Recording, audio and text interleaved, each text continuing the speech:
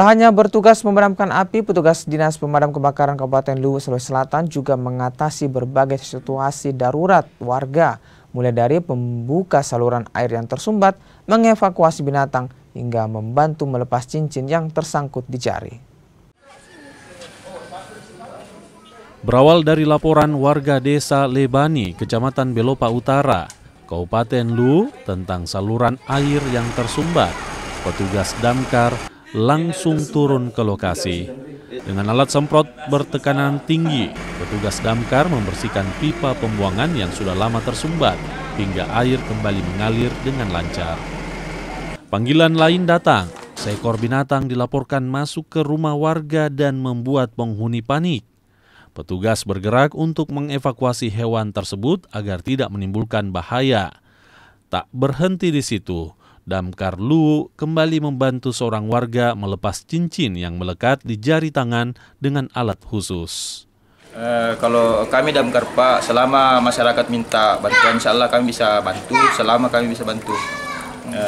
Karena pelayanan itu ya, untuk kami pemadam itu nomor satu bagi masyarakat.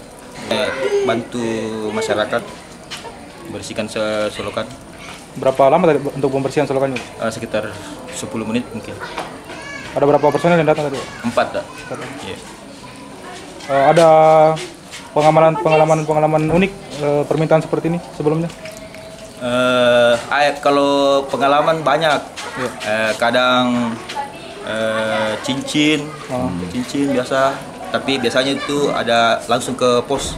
Karena di pos itu ada alatnya. Tapi biasa juga kalau orang tua yang tidak bisa jalan, kami kunjungi ke rumahnya. Malah biasa dari Batara Guru, kalau memang sudah Batara Guru tidak bisa tangani, kalau masalah begitu langsung diarahkan ke damkar.